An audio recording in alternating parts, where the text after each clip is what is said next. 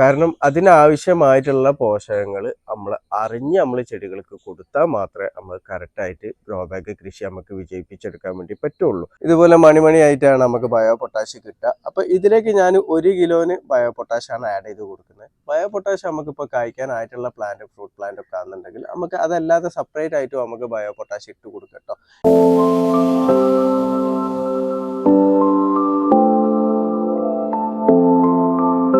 Hi, നമസ്കാരം. ഫാസിലാണ്. എൻ്റെ പുതിയ വീഡിയോയിലേക്ക് എല്ലാവർക്കും സ്വാഗതം. ഞാനിന്ന് പറയാൻ വേണ്ടി പോകുന്നത് എന്താ വെച്ചാൽ, നമ്മളിപ്പോൾ വീട്ടിൽ ഫ്രൂട്ട് പ്ലാന്റ് ആണെങ്കിൽ അതേപോലെ പച്ചക്കറി കൃഷി ആണെന്നുണ്ടെങ്കിലൊക്കെ നമ്മൾ 2 രീതിയിലാണ് നമ്മൾ നടാറുള്ളത്. അയച്ചാൽ ഒന്നെങ്കിൽ ഗ്രോ ബാഗ് പോട്ടിലൊക്കെ ആയിട്ട്, അല്ലാന്നുണ്ടെങ്കിൽ നമ്മൾ മണ്ണിലായിട്ട്. അപ്പോൾ ഈ 2 രീതിയിൽ നമ്മൾ നട്ട് കഴിഞ്ഞാലും നമ്മൾ വളപ്രയോഗം കൊടുക്കും. അയച്ചാൽ വളങ്ങൾ കൊടുക്കുന്നത് ഒരേ രീതിയിലാണ് നമ്മൾ കൊടുക്കേണ്ടത്. ആ കാര്യത്തെ കുറിച്ചിട്ടാണ് ഞാൻ ഇന്നത്തെ വീഡിയോയിലൂടെ ഞാൻ പറയുന്നത് കേട്ടോ. അയച്ചാൽ പോട്ടിൽ നമ്മൾ നടുമ്പോഴും അതേപോലെ മണ്ണിൽ നമ്മൾ നടുമ്പോഴും വളങ്ങൾ കൊടുക്കുമ്പോൾ നമ്മൾ അറിഞ്ഞിരിക്കേണ്ട കുറച്ച് കാര്യങ്ങളാണ് ഇന്നത്തെ എൻ്റെ വീഡിയോയിലൂടെ ഞാൻ പറയുന്നത്. അപ്പോൾ എല്ലാവരും വീഡിയോ മുഴുവനായിട്ട് കാണാൻ വേണ്ടി ശ്രമിക്കുക. നമുക്ക് വീഡിയോയിലേക്ക് പോവാം. അപ്പോൾ ആദ്യമേ ഞാൻ പറയാം, നമ്മളിപ്പോൾ പോട്ടിൽ നട്ടാലും അതായത് ചില പോട്ടിലോ ഗ്രോ ബാഗിലോ നമ്മൾ നട്ടാലും മണ്ണിൽ നട്ടാലും ഒരേ രീതിയിലല്ല നമ്മൾ വളങ്ങൾ കൊടുക്കേണ്ടത് കേട്ടോ. അതിന്റെ കാരണം എന്താ വെച്ചാൽ, നമ്മളിപ്പോൾ ഫ്രൂട്ട് പ്ലാന്റ് ഒക്കെ ആണ് നമ്മൾ നട്ടുന്നത്. ഇതിപ്പോൾ എൻ്റെ ഒരു വൈറ്റ് ഡയമണ്ട് പേരക്കാണ്. ഞാനിതിപ്പോൾ പ്രൂൺ ചെയ്തിട്ടുള്ളതാണ്. അപ്പോൾ ഇത് ഞാൻ ചെറിയ പോട്ടിലാണ് നമ്മൾ നട്ടിട്ടുള്ളത്. അപ്പോൾ നമ്മൾ ശ്രദ്ധിക്കേണ്ട കാര്യം എന്ന് പറഞ്ഞാൽ, നമ്മൾ മണ്ണിൽ വളങ്ങൾ ഇട്ട് കൊടുക്കുക എന്നുണ്ടെങ്കിൽ നമ്മളിപ്പോൾ 3 മാസം കൂടുന്ന ടൈമിലൊക്കെ നമ്മൾ വളങ്ങൾ ഇട്ട് കൊടുത്തു കഴിഞ്ഞാൽ അത് പിന്നീട് നമ്മൾ വളങ്ങൾ നമുക്ക് ഇലകളിൽ സ്പ്രേ ചെയ്ത് കൊടുക്കുക അല്ലെങ്കിൽ സ്ലറികളായിട്ടൊന്നും നമുക്ക് ഒഴിച്ചു കൊടുക്കാൻ പറ്റിയിട്ടില്ല എന്നുണ്ടെങ്കിലും മണ്ണിൽ നിന്നും ചെടികൾക്ക് പോഷകങ്ങൾ കിട്ടും. അത് ഓർഗാനിക് ആയിട്ട് കിട്ടുന്ന പോഷകങ്ങൾ കിട്ടും. ഇനിയിപ്പോൾ പോഷകങ്ങൾ എവിടെയാണോ ഉള്ളത് ആ ഭാഗങ്ങളിലേക്ക് വേരുകൾ വളർന്നു പോയിട്ടൊക്കെ ചെടികൾക്ക് അത്യാവശ്യമായിട്ട് കിട്ടേണ്ട പോഷകങ്ങൾ അതേപോലെ വെള്ളമൊക്കെ നമ്മൾ കറക്റ്റ് കൊടുത്തിട്ടില്ല എന്നുണ്ടെങ്കിലും വേരുകൾ അത് പോയി തേടി പിടിച്ച് അത് വലിച്ചെടുത്തിട്ടും ചെടികൾക്ക് അത്യാവശ്യം നിലനിൽക്കാനുള്ള സാഹചര്യം ചെടികൾ തന്നെ ഒരുക്കും. പിന്നെ ചില മണ്ണിൽ പോഷകക്കുറവ് നല്ല രീതിയിലുണ്ടാവും. അതേപോലെ വെള്ളം നല്ല രീതിയിൽ കുറവുണ്ടെങ്കിലൊക്കെയാണ് നമ്മൾ കറക്റ്റായിട്ട് വെള്ളമോ അല്ലെങ്കിൽ വളങ്ങളോ നമ്മൾ ഇട്ട് കൊടുത്തിട്ടില്ല മണ്ണിൽ നട്ട ചെടിയാണെന്നുണ്ടെങ്കിലും ആ ചെടികൾ വളർച്ചക്കുറവ് നല്ല രീതിയിൽ കാണിക്കുക. നമ്മൾ ഒട്ടുമിക്ക മണ്ണിലും പോഷകങ്ങൾ അത്യാവശ്യം ഉണ്ടാകും. കാരണം ചെടികൾക്ക് അത്യാവശ്യം കിട്ടേണ്ട പോഷകങ്ങളൊക്കെ ചെടികൾ തന്നെ വലിച്ചെടുക്കുന്നതാണ് കേട്ടോ. അതേ സ്ഥാനത്ത് നമ്മൾ പോട്ടിലോ അതേപോലെ ഗ്രോ ബാഗിലോ ഡ്രമ്മിലോ നട്ട ചെടികളാണെന്നുണ്ടെങ്കിൽ ആ ചെടികൾക്ക് വളങ്ങൾ നമ്മൾ ഇട്ട് കൊടുക്കുന്ന വളങ്ങൾ മാത്രമേ ചെടികൾക്ക് കിട്ടുള്ളൂ. കാരണം വെള്ളം ഇപ്പം ഞാൻ എപ്പോഴും പല വീഡിയോയിലും ഞാൻ പറയുന്നതാണ്. കാരണം നമ്മളിപ്പോൾ ഇന്നലെ വരെ മഴ പെയ്ത് അല്ലെങ്കിൽ മിനിയാന്ന് വരെ മഴ പെയ്ത് എന്ന് പറഞ്ഞിട്ട് നമ്മൾ ഈ 2-3 ദിവസം ഒരു കാരണവശാലും നമ്മൾ പോട്ടിലോ ഗ്രോ ബാഗിലോ നട്ടിട്ടുള്ള ചെടികൾ നമ്മൾ നനയ്ക്കാതിരിക്കരുത്. ഇപ്പം ഇന്നലെ എൻ്റെ ഒരു സുഹൃത്ത് എൻ്റെ വീഡിയോ കാണുന്ന ഒരു സുഹൃത്ത് എനിക്ക് വാട്സാപ്പിൽ അയച്ചു തന്നിരുന്നു. അദ്ദേഹത്തിൻ്റെ പേരൊക്കെ കായ്ച്ചു കിടക്കുകയാണ്. പക്ഷേ ചെടി കണ്ടിട്ട് ഇലകളൊക്കെ വാടിക്കിടക്കുകയാണ്. അപ്പോൾ ഏത് നിമിഷവും ആ ചെടി ഉണങ്ങി പോവാൻ ചാൻസ് കൂടുതലാണ്. അപ്പോൾ ഞാൻ ചോദിച്ചു, നിങ്ങൾ വെള്ളം ഒഴിച്ചു കൊടുക്കാറുണ്ടോ? അപ്പോൾ ആ സുഹൃത്ത് പറഞ്ഞപ്പോൾ മഴയൊക്കെ ആയിരുന്നല്ലോ, അപ്പോൾ അതുകൊണ്ട് കാര്യമായിട്ടുള്ള നനവൊന്നും കൊടുത്തിട്ടില്ല എന്നുള്ളത്. അപ്പോൾ നമ്മൾ ശ്രദ്ധിക്കേണ്ടതെന്ന് ചിലപ്പോൾ പേരക്ക ചെടികളൊക്കെ ആണെന്നുണ്ടെങ്കിൽ പ്രത്യേകിച്ച് നല്ല രീതിയിൽ വെയിൽ കിട്ടണം, അതേപോലെ തന്നെ നല്ല രീതിയിൽ വെള്ളം കിട്ടണം കേട്ടോ. ഇപ്പോൾ ഒരു ദിവസം നമ്മൾ വെള്ളം ഒഴിച്ചു കൊടുത്തിട്ടില്ല, നല്ല രീതിയിൽ വെയിൽ കൊള്ളും ചെയ്താൽ ആ പേരക്കൻ്റെ ഇലകളൊക്കെ നമുക്ക് വാടിക്കെടുക്കുന്നതായിട്ട് നമുക്ക് കാണാം. അപ്പോൾ നമ്മൾ പോട്ടിലോ ഗ്രോ ബാഗിലോ നമ്മൾ നടുന്ന ചെടിയാണെന്നുണ്ടെങ്കിൽ വെള്ളം നമ്മൾ ഡെയിലി ഒഴിച്ചു കൊടുക്കണം. അപ്പോൾ ഇന്നിപ്പോൾ മഴ ഉണ്ട് എന്നുണ്ടെങ്കിൽ നമ്മൾ ഇന്ന് ഒഴിച്ചു കൊടുക്കേണ്ട ആവശ്യമില്ല.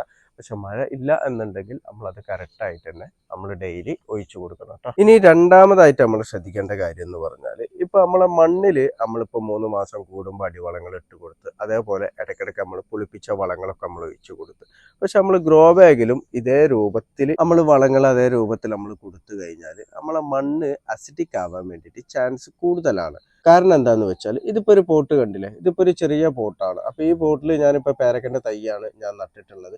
ഇതിനിപ്പോൾ ഇതിൻ്റെ ഒരു വളർച്ചയ്ക്ക് അനുസരിച്ചിട്ട് ഞാൻ ഈ പോട്ട് മാറ്റി കൊടുക്കും. നമ്മളിപ്പോൾ ഇട്ട് കൊടുക്കുന്നു, ഇപ്പം നമ്മൾ 3 മാസം അല്ലെങ്കിൽ 2.5 മാസം കൂടുമ്പോൾ നമ്മൾ ജൈവവളങ്ങൾ ഇതിൻ്റെ ചുവട്ടിൽ ഇട്ട് കൊടുക്കും. അപ്പോൾ ഇതൊക്കെ പോവാൻ വേറെ സ്ഥലങ്ങളൊന്നുമില്ല, ഇതിൻ്റെ ഉള്ളിൽ തന്നെയാണ് വേരും കെട്ടിക്കരിഞ്ഞ് കിടക്കുന്നത്. അതേപോലെ തന്നെ നമ്മൾ ഇടയ്ക്കിടയ്ക്ക് ഇങ്ങനെ പുളിപ്പിച്ച വളങ്ങൾ ഒഴിച്ചു കൊടുത്ത് അതിൻ്റെ മേലെ വീണ്ടും വളങ്ങൾ ഇട്ട് കൊടുത്ത്, ചിലർ വീട്ടിലെ കിച്ചൺ വേസ്റ്റൊക്കെ ഇതിൻ്റെ മേലെ കൊണ്ടിട്ട് കൊടുക്കും. അപ്പോൾ ഇങ്ങനെയൊക്കെ ഇട്ട് കൊടുത്തു കഴിഞ്ഞാൽ നമ്മളെ മണ്ണ് അസിഡിക് ആവാൻ വേണ്ടി ചാൻസ് കൂടുതലാണ്. അതേ സ്ഥാനത്ത് നമ്മൾ മണ്ണിൽ നട്ട ചെടിക്കാണ് നമ്മൾ വളങ്ങൾ തണ്ടിന്ന് വിട്ടിട്ട് നമ്മൾ ചുറ്റിലിട്ട് കൊടുത്താൽ, ഇനിയിപ്പോൾ നമ്മൾ അടുപ്പിച്ച് ഇട്ട് കൊടുത്താലും അങ്ങനെ അത്ര പെട്ടെന്ന് നമ്മളെ മണ്ണ് അസിഡിക് ആവില്ല. പക്ഷെ പോട്ടിലോ ഗ്രോ ബാഗിലോ നട്ട ചെടിയാണെന്നുണ്ടെങ്കിൽ നമ്മളെ മണ്ണ് പെട്ടെന്ന് തന്നെ അസിഡിക് ആവാൻ ചാൻസ് കൂടുതലാണ്. അപ്പോൾ നമ്മൾ അങ്ങനെ ഇപ്പോൾ വീട്ടിൽ പോട്ടിലോ ഗ്രോ ബാഗിലോ നട്ട ചെടികളാണെന്നുണ്ടെങ്കിൽ നമ്മൾ എന്താ ചെയ്യേണ്ടത്, ഇടയ്ക്കിടയ്ക്ക് മണ്ണ് ന്യൂട്രൽ ആക്കണം. അപ്പോൾ ഒന്നെങ്കിൽ കുമ്മായം ഇപ്പോൾ ഈ ഒരു ഗ്രോ ബാഗിലേക്ക് വെക്കുകയാണെന്നുണ്ടെങ്കിൽ ഒരു സ്പൂണ് കുമ്മായം ഒരു ലേശം വെള്ളത്തിൽ കലക്കിയിട്ട് ലേശിച്ച് നമ്മൾ ഒഴിച്ചു കൊടുക്കാം. അല്ലാന്നുണ്ടെങ്കിൽ നമുക്ക് ഡോളോമേറ്റ് ഇട്ട് കൊടുക്കാം. ഇനി അതും അല്ലാന്നുണ്ടെങ്കിൽ നമ്മൾ പച്ചക്കക്കപ്പൊടി ഉണ്ടല്ലോ, പച്ചക്കക്കപ്പൊടി ഒരു ലേശം എടുത്തിട്ട് ചുറ്റിലായിട്ട് ഇടയ്ക്കിടയ്ക്ക് നമ്മൾ ഇട്ട് കൊടുക്കേണ്ടതാണ് കേട്ടോ. കാരണം നമ്മൾ മണ്ണ് ന്യൂട്രൽ ആക്കിയാൽ മാത്രമേ നമ്മൾ ഇട്ട് കൊടുക്കുന്ന വളങ്ങൾ ചെടികൾക്ക് വലിച്ചെടുക്കാൻ വേണ്ടി സാധിക്കുകയുള്ളൂ. അല്ലാതെ മണ്ണ് അസിഡിക് ആയി കിടക്കുന്ന ടൈമിൽ നമ്മൾ എത്ര നല്ല വളങ്ങൾ ഇട്ട് കൊടുത്തു കഴിഞ്ഞാലും അത് ചെടികൾക്ക് വലിച്ചെടുക്കാൻ വേണ്ടി പറ്റൂല. ഇപ്പം നിങ്ങൾ തന്നെ പലരും പറയുന്നല്ലേ, വീട്ടിലുള്ള ഗ്രോ ബാഗിൽ നട്ട ചെടികൾ ഒരു വളർച്ചയില്ല, ഞാൻ വളങ്ങൾ കൊടുക്കുന്നുണ്ട്, അങ്ങനെ സ്തംഭിച്ച് നിൽക്കുകയാണ്, ഉണങ്ങുന്നുമില്ല, അങ്ങനെ സ്തംഭിച്ച് പുതിയ വളർച്ച വരാതിരിക്കുന്നതാണെന്നുള്ളത്. ഇതാണ് കാരണം ചെടികൾക്ക് കറക്റ്റായിട്ട് വളങ്ങൾ വലിച്ചെടുക്കാൻ വേണ്ടി പറ്റുന്നില്ല. സ്വതവേ നമ്മളെ മണ്ണിലും അതേപോലെ ഗ്രോ ബാഗിലും കൃഷി ചെയ്യുന്നതിൽ വെച്ച് നോക്കാൻ നമ്മൾ കറക്റ്റ് വളങ്ങൾ ഇട്ട് കൊടുത്തു കഴിഞ്ഞാലും പോഷകങ്ങളെ കുറവ് ഗ്രോ ബാഗിൽ കൃഷി ചെയ്യുന്ന ചെടികൾക്ക് നല്ല രീതിയിൽ തന്നെ ഉണ്ടാവും. കാരണം അതിനാവശ്യമായിട്ടുള്ള പോഷകങ്ങൾ നമ്മൾ അറിഞ്ഞ് നമ്മൾ ചെടികൾക്ക് കൊടുത്താൽ മാത്രമേ നമ്മൾ കറക്റ്റായിട്ട് ഗ്രോ ബാഗ് കൃഷി നമുക്ക് വിജയിപ്പിച്ചെടുക്കാൻ വേണ്ടി പറ്റുള്ളൂ. അല്ലാത്ത പക്ഷം എന്താ, ഇപ്പോൾ ചെടിക്ക് കറക്റ്റായിട്ട് അതിൻ്റെ പോഷകങ്ങൾ കിട്ടിയിട്ടില്ല എന്നുണ്ടെങ്കിൽ ചെടികൾക്ക് രോഗങ്ങളെ പ്രതിരോധിക്കാൻ വേണ്ടി സാധിക്കില്ല. അപ്പോൾ എന്താ സംഭവിക്കുക, ചെടികളിൽ മുരടിപ്പ് അനുഭവപ്പെടും, അതേപോലെ തന്നെ പല രീതിയിലുള്ള രോഗങ്ങൾ അനുഭവപ്പെടും. അപ്പോൾ അങ്ങനെയൊക്കെ വരാൻ വേണ്ടി ചാൻസ് കൂടുതലാണ്. അപ്പോൾ ഗ്രോ ബാഗിലോ ബോട്ടിലാണ് നമ്മളിപ്പോൾ ഫ്രൂട്ട് പ്ലാന്റോ അല്ലെങ്കിൽ പച്ചക്കറിയൊക്കെ നമ്മൾ നട്ടതെന്നുണ്ടെങ്കിൽ നമ്മൾ വളങ്ങൾ കൊടുക്കുമ്പോൾ പല കാര്യങ്ങളും നമ്മൾ പ്രത്യേകം ശ്രദ്ധിച്ചിട്ട് വേണം നമ്മൾ കൊടുക്കാൻ. ആ ചെടിക്ക് കറക്റ്റായിട്ട് ആ പോഷകം ആവശ്യമുണ്ടോ, അത് ഏതൊക്കെ രീതിയിൽ നമുക്ക് കൊടുക്കാൻ വേണ്ടി പറ്റും. ഇപ്പോൾ അമിതമായിട്ട് നമ്മൾ ചുവട്ടിൽ വളങ്ങൾ ഇട്ട് കൊടുത്തു കഴിഞ്ഞാലും അത് ചെടിക്ക് ദോഷമാണ്. കാരണം മൂടി ചീഞ്ഞു പോകും. ഞാനിപ്പോൾ നേരത്തെ നിങ്ങളോട് പറഞ്ഞില്ലേ, ഈ പോട്ടിൽ തന്നെയാണ് നമ്മൾ ഇട്ട് കൊടുക്കുന്ന വളങ്ങളൊക്കെ കാലാകാലങ്ങളായിട്ട് കിടക്കുന്നത്. അപ്പോൾ അമിതമായിട്ട് നമ്മൾ വളങ്ങൾ ഇട്ട് കൊടുത്തു കഴിഞ്ഞാലും അത് ചെടിക്ക് ദോഷം. പക്ഷെ മണ്ണിലപ്പോൾ നമ്മൾ ഇട്ട് കൊടുക്കുന്ന വളം ലേശം കൂടിപ്പോയി കഴിഞ്ഞാലും വലിയ ദോഷങ്ങൾ വരില്ല. കാരണം അതിന് പോകാൻ പല ഏരിയകളുണ്ട്. ഇപ്പോൾ വേര് ഇവിടെ തന്നെ ഒരു ഭാഗത്ത് തന്നെ നിൽക്കല്ലല്ലോ, വേര് പല ഭാഗങ്ങളിലൊക്കെ ആയിട്ട് സ്പ്രെഡ് ചെയ്തിട്ട് പോവുകയാണ്. അപ്പോൾ ലേശം വളങ്ങൾ നമ്മൾ കൂടുതൽ ഇട്ട് കൊടുത്താലോ അല്ല അടിക്കടി നമ്മൾ വളങ്ങൾ ഇട്ട് കൊടുത്തു കഴിഞ്ഞാലോ മണ്ണിൽ അത് കാര്യമായിട്ടുള്ള ദോഷം ചെയ്യൂല എന്നല്ല കേട്ടോ, ചെയ്യും, പക്ഷെ അധികം ചെയ്യൂല. പക്ഷെ പോട്ടിലോ ഡ്രമ്മിലൊക്കെ നട്ടതാണെന്നുണ്ടെങ്കിൽ അതിന്റെ റിസൾട്ട് നമുക്ക് സ്പോട്ടിൽ തന്നെ കിട്ടുന്നതാണ്. കാരണം ചെടി അതിന്റെ വളർച്ചക്കുറവും ക്ഷീണവും ഉടനെ തന്നെ നമുക്ക് അത് കാണിച്ചു തരും. ഇനി ഗ്രോ ബാഗ് കൃഷിക്ക് നമ്മൾ വളങ്ങൾ എങ്ങനെയാണ് കൊടുക്കേണ്ടത് എന്ന് പറഞ്ഞതിന് മുന്നായിട്ട് ഞാൻ ഒരു കാര്യം പറയാം. പലരും എന്നോട് ചോദിക്കുന്നതാണ്, ഇപ്പൊ ജൈവ വളങ്ങൾ നിങ്ങൾ എങ്ങനെയാണ് മിക്സ് ചെയ്യുന്നത്, നിങ്ങൾ എന്തൊക്കെയാണ് ആഡ് ചെയ്യുന്നതെന്ന് പലരും ചോദിക്കാറുണ്ട്. അപ്പോൾ നമ്മൾ ജൈവ അടിവളങ്ങൾ നമ്മൾ റെഡിയാക്കുമ്പോൾ നമുക്ക് പലതും ആഡ് ചെയ്യാം. കാരണം നമ്മൾ വീട്ടിലുള്ള പല കമ്പോസ്റ്റ് വളങ്ങളുണ്ടെങ്കിൽ അതൊക്കെ നമുക്ക് ആഡ് ചെയ്യാം.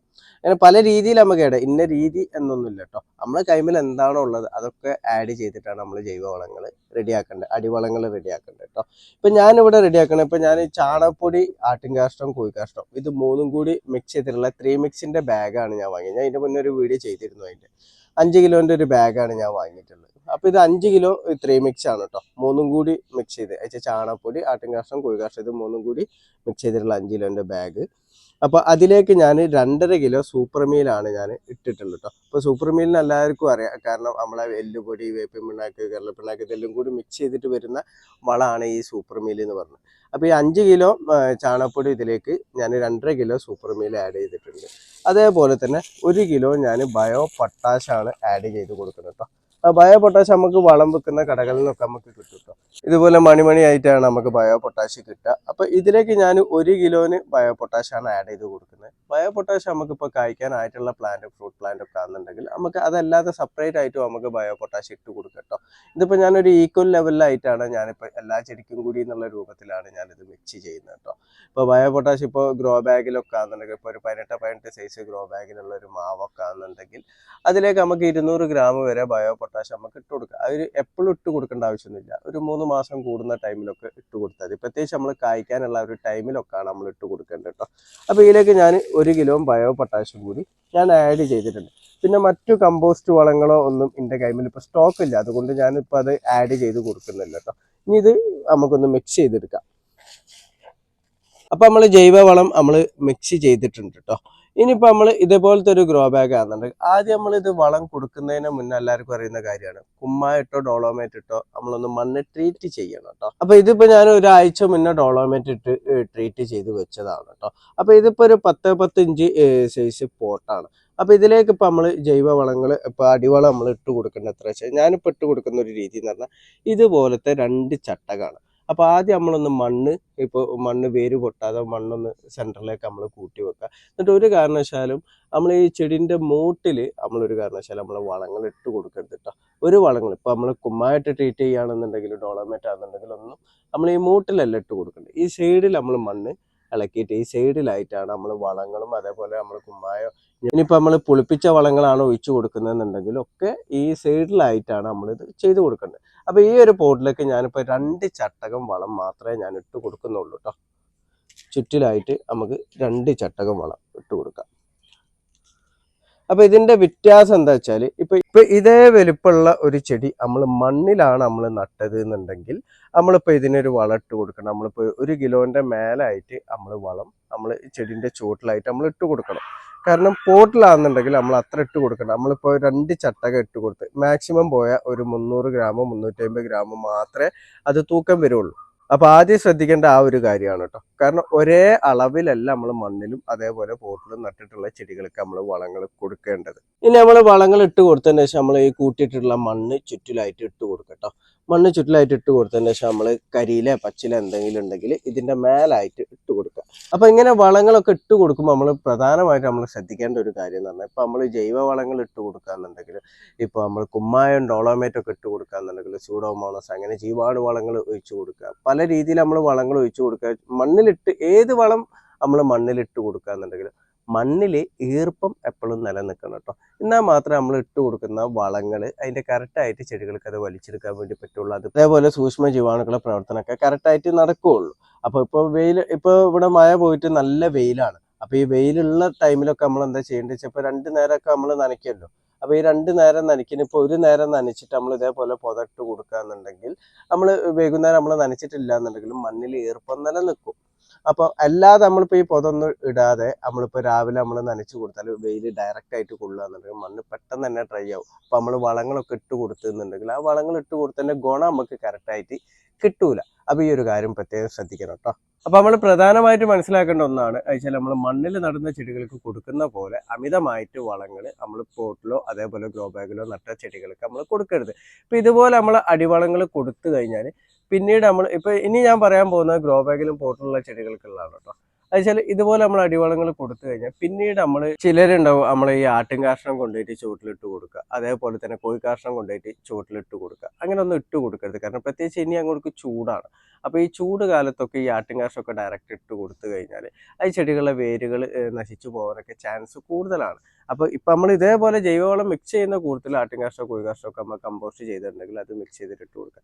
പിന്നീട് നമ്മൾ പോട്ടിലും ഗ്രോ ബാഗിലൊന്നും അഡീഷണൽ ആയിട്ട് നമ്മൾ അടിവളങ്ങൾ നമ്മൾ ഇട്ട് കൊടുക്കണ്ട. അതേപോലെ വീട്ടിലെ കിച്ചൺ വേസ്റ്റ് കാര്യങ്ങളൊക്കെ ഇതിൻ്റെ ചോട്ടിൽ മൂട്ടിൽ തന്നെ കൊണ്ടുപോയിട്ട് ഇട്ട് കൊടുക്കുന്നവരുണ്ട്. അപ്പോൾ അങ്ങനെ ഒന്നും ഇട്ട് കൊടുക്കാതിരിക്കുക. കാരണം ഇത് അതിൻ്റെ ഉള്ളിൽ തന്നെ അലിഞ്ഞ് ചേർന്നിരിക്കുകയാണ്. കാരണം ഇത് പുറത്തേക്ക് പോകാനുള്ള സ്ഥലങ്ങളൊന്നുമില്ല. അപ്പോൾ വേര് ചെയ്യൽ ഫംഗൽ ഇൻഫെക്ഷൻ വരാനൊക്കെ ചാൻസ് കൂടുതലാണ്. അപ്പോൾ അങ്ങനെ നമ്മൾ ഇട്ട് കൊടുക്കണ്ട. പിന്നീട് നമുക്ക് ജൈവ സ്ലറികളൊക്കെ നമ്മൾ ഉണ്ടാക്കുകയെന്നുണ്ടെങ്കിൽ നമുക്ക് ആഴ്ചയിൽ 1 ദിവസം വെച്ചിട്ടോ ഇനിയിപ്പോൾ 4 ദിവസം ഇനിയിപ്പോൾ ഒന്നരാടം വെച്ചിട്ട് നേർമ്മിപ്പിച്ചിട്ടാണെന്നുണ്ടെങ്കിൽ ഒന്നരാടം വെച്ചിട്ടോ നമുക്ക് ജൈവ സ്ലറികളൊക്കെ നമുക്ക് ഒഴിച്ചു കൊടുക്കാം. അങ്ങനെ ഒഴിച്ചു കൊടുക്കുന്നതിലൊന്നും യാതൊരുവിധ കുഴപ്പമില്ല കേട്ടോ.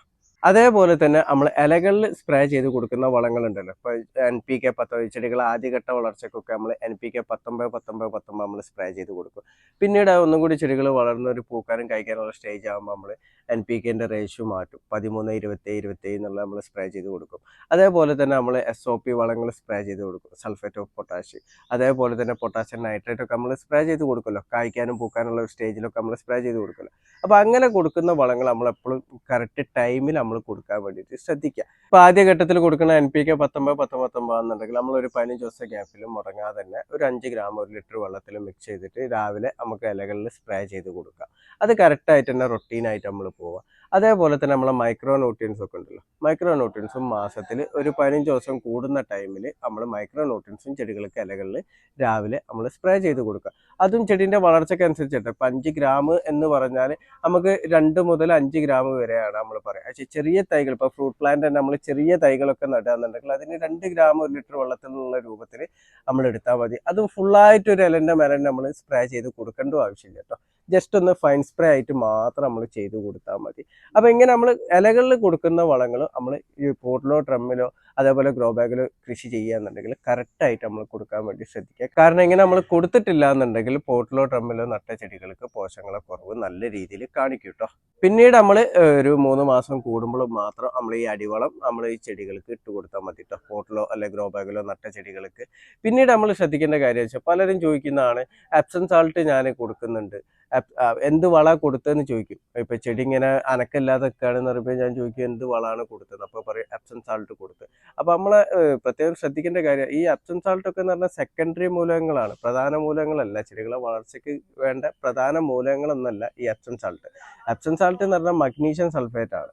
അത് സെക്കൻഡറി മൂലകമായിട്ടുള്ള മഗ്നീഷ്യം അതേപോലെ തന്നെ സൾഫറും അടങ്ങിയിട്ടുള്ള ഒരു വളമാണ് ഈ എപ്സം സാൾട്ട്. അതിപ്പോൾ നമ്മൾ ഡോളോമേറ്റ് കൊടുക്കാന്നുണ്ട്, അതിലൂടെ മഗ്നീഷ്യം കിട്ടും. അതേപോലെ നമ്മൾ മൈക്രോ ന്യൂട്രിയൻസ് സ്പ്രേ ചെയ്യുമ്പോൾ ചിലപ്പോൾ നമ്മൾ വാങ്ങുന്ന പാക്കറ്റിൽ സൾഫർ ഉണ്ടാവും അല്ലെങ്കിൽ മഗ്നീഷ്യം ഉണ്ടാവും. അപ്പോൾ അതങ്ങനെ ചെടികൾക്ക് കിട്ടും. അതല്ലാതെ അതിൻ്റെ കുറവ് ഇപ്പോൾ മഗ്നീഷ്യത്തിൻ്റെ അതേപോലെ സൾഫറിനും കുറവ് ചെടികൾ ഇപ്പോൾ തക്കാളിയിലൊക്കെ നല്ല രീതിയിൽ കാണിക്കും, ഫ്രൂട്ട് പ്ലാന്റിലും കാണിക്കും. അപ്പം അങ്ങനെ കുറവ് തോന്നിയാൽ മാത്രം നമ്മൾ ഈ എപ്സം സാൾട്ട് കൊടുത്താൽ, അതും അമിതമായിട്ട് നമ്മൾ കൊടുക്കേണ്ട ആവശ്യമില്ല. അത് ഒരു 2 ഗ്രാം 1 ലിറ്റർ വെള്ളത്തിൽ മിക്സ് ചെയ്തിട്ടൊക്കെ നമ്മൾ സ്പ്രേ ചെയ്ത് കൊടുത്താൽ മതി. ഇനി അത്യാവശ്യം വലിയൊരു പ്ലാന്റ് ഒക്കെ ആണെന്നുണ്ടെങ്കിൽ നമുക്ക് ഒരു 5 ഗ്രാം വരെ നമുക്ക് എടുക്കാം. ഇനിയിപ്പോൾ ചിലർ ചോദിക്കലുണ്ട് നമുക്ക് ചുവട്ടിലിട്ട് കൊടുത്തൂടെ എന്നുള്ളത്. അപ്പോൾ എപ്സം സാൾട്ട് ജൈവമാണെന്നുണ്ടെങ്കിലും അതിലൊരു രാസ കോട്ടിംഗ് ഉണ്ട്. നമ്മൾ ചുവട്ടിലിട്ട് കൊടുത്തിച്ച് കുഴപ്പമൊന്നുമില്ല, കൂടുതലാവരുത്. പിന്നെ ചുവട്ടിലിട്ട് കൊടുക്കുമ്പോൾ നമ്മൾ മണ്ണിൻ്റെ മേലെ ഇട്ട് കൊടുത്തുകൊണ്ട് യാതൊരുവിധ ഗുണമില്ല കേട്ടോ. കാരണം നമ്മൾ ഇട്ട് കൊടുത്താൽ പെട്ടെന്ന് തന്നെ ആവിയായിട്ട് പോകും. അപ്പോൾ ഒന്നെങ്കിൽ നമ്മൾ കലക്കിയിട്ട് ഒഴിച്ച് കൊടുക്കുക, അല്ലാന്നുണ്ടെങ്കിൽ മണ്ണിൽ ഇട്ട് കൊടുത്തു കഴിഞ്ഞാൽ മണ്ണൊന്ന് മൂടി ഇട്ട് കൊടുക്കുക. അപ്പോൾ ഇട്ട് കൊടുക്കുമ്പോൾ ശ്രദ്ധിക്കേണ്ടത് എന്താ വെച്ചാൽ നേരെ ചുവട്ടിൽ തന്നെ ഇട്ട് കൊടുക്കരുത്, വിട്ടിലായിട്ടാണ് നമ്മൾ ഇട്ട് കൊടുക്കേണ്ടത് കേട്ടോ. ഇനി നമ്മൾ മണ്ണിൽ നട്ട ചെടിയാണെന്നുണ്ടെങ്കിൽ ഇതിന്റെ നേരെ ഓപ്പോസിറ്റ് ആയിട്ടാണ് വരിക കേട്ടോ. എപ്സം സാൾട്ടിന്റെ കഥയല്ല ഞാൻ പറയുന്നത്, നമ്മൾ അടിവളം ഇട്ട് കൊടുക്കുന്നതും അതേപോലെ വീട്ടിലുള്ള ഇപ്പോൾ കിച്ചൺ വേസ്റ്റോ അങ്ങനെ മറ്റു വളങ്ങളോ ഇപ്പോൾ ചാണകം കമ്പോസ്റ്റ് ചെയ്തതോ അല്ലെങ്കിൽ ആട്ടിനാശം കമ്പോസ്റ്റ് ചെയ്തതോ ഇതൊക്കെ എന്നുണ്ടെങ്കിൽ നമ്മൾ ഇടയ്ക്കിടയ്ക്കൊക്കെ നമുക്ക് ചുവട്ടിലായിട്ട് ഇട്ട് കൊടുക്കുക. അതിനൊന്നും ഒരു കുഴപ്പമില്ല. നേരെ ചുവട്ടിലല്ല, ലേശം വിട്ടിട്ടായിട്ട് ഇട്ട് കൊടുക്കുക. കാരണം അതിൻ്റെ ദോഷവശമൊന്നും ചെടികൾക്ക് പെട്ടെന്ന് വരില്ല. കാരണം മണ്ണിലായതുകൊണ്ട് വേരുകൾക്ക് പല ഭാഗത്തേക്കും സഞ്ചരിക്കാൻ വേണ്ടി പറ്റും. അപ്പോൾ വളങ്ങൾ കൊടുക്കുമ്പോൾ ഈ 2 രീതിയിലാണ് നമ്മൾ കൊടുക്കേണ്ടത്. പോട്ടിലോ ബാഗിലോ ഡ്രമ്മിലോ ആണ് നമ്മൾ നട്ടതെന്നുണ്ടെങ്കിൽ നമ്മൾ പ്രത്യേകം ശ്രദ്ധിച്ചിട്ട് വേണം നമ്മൾ കൃഷി ചെയ്യാൻ. കാരണം നമ്മളെ ശ്രദ്ധ കൂടുതലായിട്ട് വേണ്ടത് അതിനാണ്. മണ്ണിൽ നട്ടതിന് അത്ര ശ്രദ്ധ നമ്മൾ കൊടുത്തിട്ടില്ല എന്നുണ്ടെങ്കിലും യാതൊരുവിധ കുഴപ്പമില്ല. കാരണം ഏത് വളമാണോ വേണ്ടത്, ഏതിൻ്റെ ഡെഫിഷ്യൻസി ആണോ ചെടി കാണിക്കുന്നത്, അത് മനസ്സിലാക്കിയിട്ട് വേണം നമ്മൾ വളങ്ങൾ കൊടുക്കാൻ.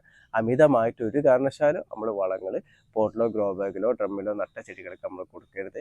കറക്റ്റായിട്ട് തന്നെ നമ്മൾ വെള്ളം ഒഴിച്ചു കൊടുക്കാൻ വേണ്ടിയിട്ട് ശ്രദ്ധിക്കണം. ഇപ്പം ഇന്ന് മഴ പെയ്തിട്ടില്ല എന്നുണ്ടെങ്കിൽ നമ്മൾ തീർച്ചയായിട്ടും നമ്മൾ വെള്ളം ഒഴിച്ചു കൊടുക്കണം. കാരണം ഈ ചെടികൾക്ക് വെള്ളം വേറെ എവിടുന്നും കിട്ടാൻ വഴിയില്ല.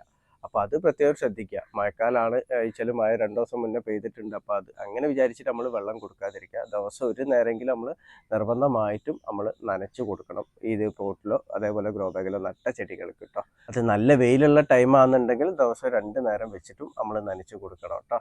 ഇനി അടുത്തത് പലരും ചോദിക്കുന്നതാണ്, നമ്മൾ വീട്ടിൽ പച്ചക്കറി കൃഷി വിത്ത് നടുമ്പോഴൊക്കെ ഗ്രോ ബാഗിൽ കൃഷി ചെയ്യാൻ വേണ്ടിയിട്ട് നമ്മൾ ഹൈബ്രിഡ് വിത്തുകൾ വേണോ അല്ലെങ്കിൽ നാടൻ വിത്തുകളാണോ നല്ലത് എന്നുള്ളത്. അപ്പോൾ നമ്മൾ ഹൈബ്രിഡ് വിത്ത് എന്ന് പറഞ്ഞാൽ നല്ല രീതിയിൽ നമുക്ക് കായ്ഫലം കിട്ടും. ഹൈബ്രിഡ് വിത്തുകൾ നമ്മൾ നട്ട് കഴിഞ്ഞാൽ നല്ല കൊല കുത്തിയിട്ട്, ഇപ്പോൾ തക്കാളിയൊക്കെ ഹൈബ്രിഡ് വിത്താണ് നമ്മൾ നടുന്നതെന്നുണ്ടെങ്കിൽ നല്ല രീതിയിൽ തന്നെ നമുക്ക് കായ്ഫലം കിട്ടും. പക്ഷെ നമ്മൾ ഗ്രോ ബാഗിൽ കൃഷി ചെയ്യുമ്പോൾ ഈ ഹൈബ്രിഡ് വിത്തുകൾ നമ്മൾ നട്ട് കഴിഞ്ഞാൽ കറക്റ്റായിട്ടുള്ള ഫലം പലർക്കും കിട്ടാറില്ല. അതിൻ്റെ കാരണം ഇത് തന്നെയാണ്, ഞാൻ നേരത്തെ ഫസ്റ്റ് ഞാൻ പറഞ്ഞല്ലോ. പക്ഷേ ഗ്രോ ബാഗ് കൃഷി നമ്മൾ ചെയ്യുന്ന ടൈമിൽ ചെടികൾക്ക് കിട്ടേണ്ട പോഷകങ്ങൾ കറക്റ്റായിട്ട് ചെടികൾക്ക് കിട്ടൂല. അത് നമ്മൾ ശ്രദ്ധിച്ചിട്ട് കൊടുത്താൽ മാത്രമേ ചെടികൾക്ക് കറക്റ്റായിട്ട് കിട്ടുള്ളൂ. അപ്പോൾ നമ്മൾ ഹൈബ്രിഡ് വിത്ത് നമ്മൾ ഗ്രോ ബാഗിൽ ഇപ്പോൾ വീട്ടിൽ നട്ട് കഴിഞ്ഞാൽ നമ്മൾ കറക്റ്റായിട്ട് ആയി ശ്രദ്ധിച്ച് വളം കൊടുത്തിട്ടില്ല എന്നുണ്ടെങ്കിൽ ആ ഹൈബ്രിഡ് വിത്തിൻ്റെ ഗുണം കറക്റ്റായിട്ട് നമ്മൾ കിട്ടിക്കൊള്ളണമെന്നില്ല. കാരണം നിറച്ച് നല്ല രീതിയിൽ കായ്ഫലം നമ്മൾ കിട്ടിക്കൊള്ളണമെന്നില്ല. അപ്പോൾ ഇതാണ് ആ രണ്ടും തമ്മിലുള്ള വ്യത്യാസം. നമുക്ക് ഹൈബ്രിഡ് വിത്തുകളും നമുക്ക് നടാം, അതേപോലെ നാടൻ വിത്തുകളും നമുക്ക് നടാം. ഗ്രോ ബാഗിൽ കൃഷി ചെയ്യുമ്പോൾ വളങ്ങൾ കൊടുക്കുമ്പോൾ ഈ കാര്യങ്ങൾ നമ്മൾ അറിഞ്ഞ് വളങ്ങൾ കൊടുക്കാൻ വേണ്ടിയിട്ട് ശ്രദ്ധിക്കുക. അപ്പോൾ എൻ്റെ വീഡിയോ ഇഷ്ടപ്പെട്ട ലൈക്ക് ചെയ്യുക. താങ്ക്